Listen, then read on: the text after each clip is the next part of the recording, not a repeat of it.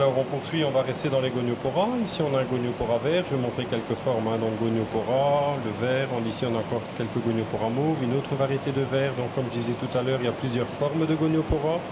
Alors goniopora, c'est un corail dur, donc à gros polype toujours, mais qui fait aussi parmi des plus difficiles. C'est un corail qui est exigeant à beaucoup de points de vue, qui demande aussi, contrairement à ce qu'on a pu penser pendant un certain temps, il demande à être alimenté. C'est vraiment pas le genre de corail qu'on conseille aux débutants. C'est très joli, ça met du mouvement. C'est pas quelque chose qui est impossible à tenir, mais ça fait partie des plus difficiles. Donc c'est pas le genre de choses qu'on conseille aux débutants. Donc pour les gens un petit peu au fait de ce qu'est un aquarium marin, bien entendu. Voilà, tout à fait. Pour des gens qui maîtrisent évidemment les paramètres, tout ça, sont des coraux qui sont relativement exigeants et donc c'est pas, je dirais que c'est pas conseillé aux débutants. C'est ça. Alors maintenant on a toujours dans les coraux durs gros polypes. On va montrer ici quelques petites choses. Symphilia en l'occurrence, donc ça existe en vert. C'est les deux exemplaires qu'on a ici devant nous. Donc là aussi c'est relativement facile, ça ne demande pas un brassage particulièrement fort et pas non plus un éclairage très puissant. Donc ce sont des coraux qu'on peut mettre, je dirais, plutôt en bas, voire à mi-hauteur dans l'aquarium. Il vaut mieux garder les hauteurs, je dirais, pour des choses comme des acroporas, des montiporas qui demandent beaucoup de brassage et plus de lumière que la moyenne. Donc ici on voit quelques symphilia, on les a en vert, on les a en orange. Je ne sais pas si on peut les prendre à l'image ici, il y en a un là. On en a un autre beau ici. Donc voilà pour les symphilia. Un autre corail qu'on va présenter ici qui sont les Duncanopsamia. Alors ça c'est aussi un corail qui est endémique à l'Australie. C'est quelque chose où c'est branchu, ça continue de se développer sous forme de branches. Ça se bouture relativement facilement. Et alors chaque polype, pareil, quand il reçoit de la nourriture, hop, il se referme. Un petit peu comme on a vu tout à l'heure pour d'autres variétés, bien sûr.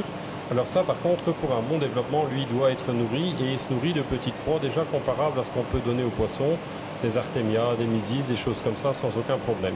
Les polypes sont suffisamment grands pour manger des petits crustacés comme ça de taille adulte. Voilà. Alors voilà, maintenant on va présenter autre chose, toujours dans cette même famille, quelques lobophilia. Donc ça, c'est des lobophilia de forme branchue, donc on en a là aussi différentes possibilités. Il existe beaucoup de couleurs, enfin beaucoup, c'est peut-être un peu beaucoup dire ça. On a essentiellement du vert, de l'orange, donc là on a par exemple ici du branchu vert et orange, on a du branchu tout à fait orange, on a du branchu plus vert mais qui est évidemment un petit peu dissimulé là derrière. Donc ça c'est pour les lobophilia branchus. Il en existe d'autres formes qu'on a aussi de manière régulière. Et alors on peut peut-être faire une petite parenthèse sur ce qu'on appelle couramment les bénitiers, c'est-à-dire les animaux de couleur bleue que l'on voit ici, qui sont en fait, on peut dire, c'est un bivalve, donc eux ont besoin de lumière. Ils ne se nourrissent pas exclusivement de lumière, mais aussi de... Vous voyez, quand on touche, hop, ça, dès qu'il y a une ombre, qu'est-ce qu'il fait? Il se referme évidemment, c'est un moyen de protection. Donc là aussi, tous les bénitiers, c'est-à-dire les tridacna que nous avons maintenant, sont des tridacna issus de culture, c'est-à-dire que c'est absolument de l'élevage. Bon, et là, il en existe beaucoup, 5-6 variétés différentes qu'on peut maintenant avoir de manière régulière, à partir de 3-4 cm, je dirais jusqu'à une quinzaine de centimètres. C'est une très bonne chose pour la nature qu'on le fasse en élevage, ça permet de ne pas devoir prélever évidemment dans la nature. Ah oui, ça a beaucoup d'avantages évidemment. Plus de prélèvements d'une première part, ça donne du travail à beaucoup plus de gens au niveau local, bien entendu. La reproduction demande évidemment plus de travail. Et alors, d'un point de vue commerce, le réel intérêt, c'est que ça permet aussi d'être plus régulier. C'est-à-dire qu'on a une offre qui est plus régulière et qui est plus stable, forcément, en faisant de la reproduction que de la capture. Peut-être aussi moins de risques sanitaires. Ah oui, beaucoup moins évidemment. Les risques parasitaires sont toujours moindres, même si sur ce genre d'animaux, ce n'est pas quelque chose de très important. Mais les risques parasitaires, tout ça, sont moins importants sur des animaux de culture que sur des animaux sauvages. Alors, maintenant, on va enchaîner sur les Physogyra, c'est-à-dire les coraux en petites bulles. On en voit un exemplaire ici devant. En fait, ça, c'est Physogyra, où c'est des plus petites bulles. Et derrière, nous avons Plérogyra, qu'on appelle couramment le corail bulle, qui lui est avec des plus grosses bulles. Alors une particularité sur ce corail-là, c'est quand on voit les bulles comme on les voit là, il ne cherche pas directement à se nourrir d'autre chose que de lumière. En revanche, la nuit, que se passe-t-il? les bulles sont remplacées par des tentacules. Et c'est avec ces tentacules qu'il se nourrit, et où là, il se nourrit de choses de taille qui peuvent être plus importantes, des petits morceaux de crustacés, des petits morceaux de poisson, du plancton, tout ça. Et donc, il a une apparence tout à fait différente, que ce soit l'un ou l'autre, ils ont une apparence tout à fait différente entre la nuit et le jour. Vous y pensez, c'est bon? Alors, on va faire un petit passage sur les coraux qui vivent sur le sable, donc style fungia, des choses comme ça. Donc là aussi, beaucoup de variétés. On les a en mauve, on les a en orange, qu'on voit ici, on les a en vert. Alors ça, ce sont des coraux qui apprécient d'être sur le sable, qui peuvent même d'ailleurs quelquefois se déplacer tout en restant sur le sable. Une petite chose à signaler, ce sont des coraux qui n'aiment pas trop d'être en présence de poissons qui remuent beaucoup le sable. Je m'explique, des poissons qui sans arrêt prennent le sable pour le recracher et pour faire éventuellement des monts à droite à gauche. Ben, sans arrêt, ces coraux se retrouvent à recevoir du sable qu'ils doivent en permanence évacuer. Alors bon, le fait que ça arrive une fois, deux fois, c'est pas bien grave. Et si c'est sans arrêt, ils finissent évidemment par s'épuiser à devoir évacuer le sable en question. Donc voilà pour ceux-là. Alors ici encore une variété de corail bulle, donc Plerogyra sinuosa, qu'on nous recevons également d'Australie, donc une belle variété qui ne demande pas un brassage spécialement important. Et au niveau alimentation, comme disait Tanta tout à l'heure, c'est un corail qui se nourrit dès lors qu'on voit les tentacules et c'est généralement dans l'obscurité, donc soit avant d'allumer, soit un peu après avoir éteint le soir. Ensuite on va enchaîner sur un autre corail qui est très connu, Catalaphilia, donc là aussi un corail que nous recevons d'Australie, coloré, qui ressemble aussi fort à une anémone, qui lui aussi aime bien être nourri de choses plus consistantes, donc des petits morceaux de crustacés, de la chair de moule, des choses comme ça. C'est un corail à gros polypes. C'est pas facile à remarquer évidemment sur l'image, mais sur un corail, sur un ensemble comme sur celui qu'on a là, il y a évidemment différentes bouches. Là en l'occurrence on a une bouche ici, en général là on en a encore une là. Et chaque fois, ce sont des bouches indépendantes. Ça veut dire que quand on nourrit, idéalement, pour le faire convenablement, il faut aller donner manger à chaque bouche si on veut un développement qui est régulier au niveau du corail.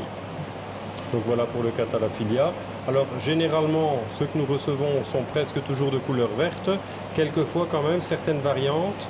On a des vers avec des polypes orangés, on a des vers avec des polypes bleus, quelquefois avec des polypes mauves également. Et alors ici, nous avons ce qu'on appelle les Colastrea, donc deux formes différentes, hein, Colastrea curvata, la variété classique, un peu dans les tons beiges qu'on voit ici devant, ce sont des Colastrea de culture. Et alors on a la variété verte fluorescente ici, donc même principe, hein, c'est quelque chose qui se développe de forme branchue, je dirais, et qui se enfin je ne vais pas dire culture, c'est pas le terme approprié, mais qui se bouture relativement facilement. Bon, donc on n'oublie pas de jeter un coup d'œil sur le site quand il y a des arrivages, parce qu'il bon, y a des arrivages fréquents.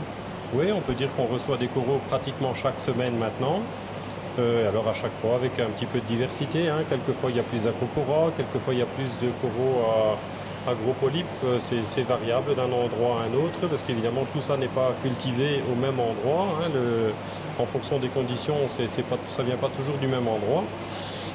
Tous les coraux durs, on n'en a pas parlé, sont en fait soumis à ce qu'on appelle une réglementation CITES. Alors CITES c'est quoi? C'est une réglementation qui a été mise en place pour tous les animaux qui sont considérés comme en danger d'extinction, alors à différents niveaux bien entendu. Alors CITES quelque part c'est quoi? C'est quelque chose qui a été mis en place pour pouvoir suivre, pour pouvoir contrôler les quantités de coraux qui sont prélevées, celles qui sont produites, et tout ça évidemment au niveau international, c'est-à-dire que chaque pays obtient, si on peut dire, des quotas pour chacune variété de ce qui peut être exporté chaque année, quotas qui sont différents entre les coraux de culture et les coraux sauvages. Alors la tendance pour les pays où nous recevons le plus de coraux, c'est-à-dire l'Indonésie, ça reste évidemment le pays qui exporte le plus de coraux pour le moment, que ce soit en élevage comme en sauvage. Alors au niveau des sauvages, ça a tendance année après année à diminuer. C'est aussi quelque chose qu'on remarque de plus en plus, c'est-à-dire que les quotas au niveau des sauvages diminuent de manière régulière et inversement, les coraux de culture, les quotas, eux, montent de plus en plus. Donc maintenant David, bon, on a parlé de comment les nourrir, on va peut-être montrer comment est-ce qu'il faut faire. Oui, tout à fait. Alors, comme je disais tout à l'heure, 3 façons de nourrir. Alors, les 2 plus simples qu'on ne va pas montrer maintenant, qui sont quelque chose de très habituel, l'alimentation en surgelé. Donc là, on peut parler du phyto ou du zooplancton, qui sont des petits blocs que nous mettons généralement décongelés et qu'on donne en même temps que la nourriture qu'on distribue aux poissons. Donc ça, c'est pour le congelé. Ensuite, le liquide, bah, évidemment, ça se remet directement dans l'eau. C'est réparti par le brassage et les pompes. Donc là, pas rien de particulier à montrer non plus. Ici, ce qu'on va montrer, c'est peut-être comment nourrir de manière directe certains coraux, pardon. Donc je vais montrer un petit peu. On a une nourriture ici qui est un peu une nourriture sous forme de pâte, hein, qui est en fait la nourriture Gamma Nutra Plus, qui est quelque chose qui est assez facile à utiliser et qui donne de très très bons résultats.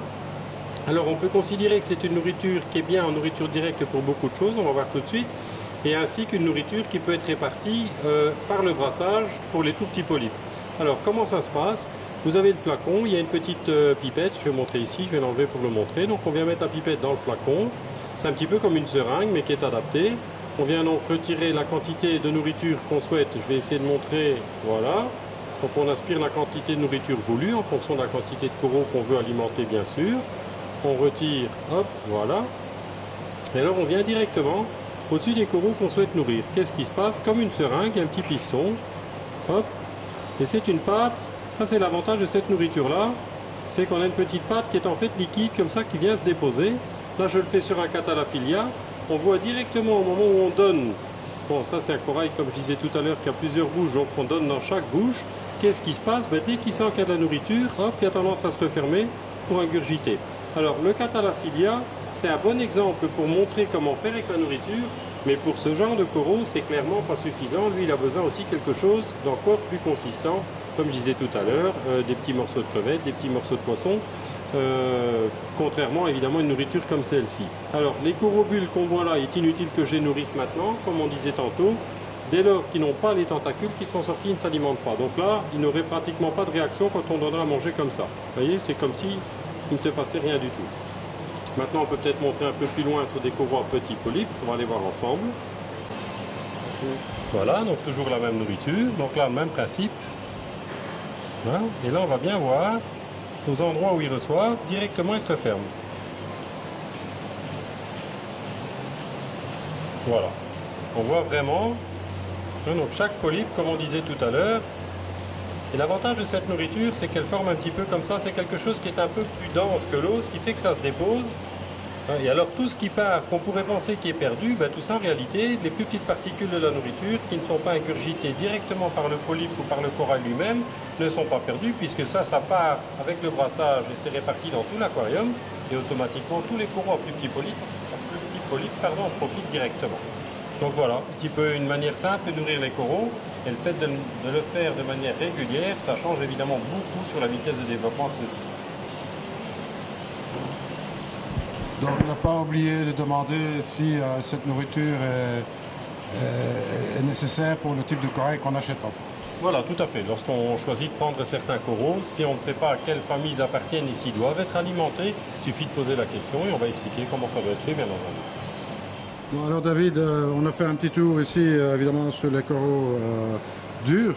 Donc bien entendu, s'il y a des questions, un simple mail pour avoir les réponses. Oui, tout à fait. Hein, par mail, par téléphone, bon, et sur place, bien entendu. Hein. Alors, ce que je propose, comme on a fait pour les mous, en fait, si vous avez des questions, eh bien, on essaiera d'y répondre au travers d'un Aquavideomag. Donc, n'hésitez pas à poser des questions, on les collectionnera et puis on essaiera de refaire un tour sur des cas particuliers. Oui, c'est avec plaisir qu'on viendra là-dessus pour dire de répondre à un maximum de questions que les gens pourraient avoir.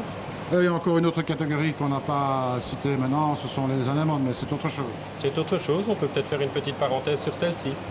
Eh bien, ce sera pour une prochaine émission. Ben, écoutez, je vous remercie d'avoir assisté à celle-ci. Et puis, à très bientôt pour un nouvel Aquavideomag. Au revoir. Au revoir, à bientôt.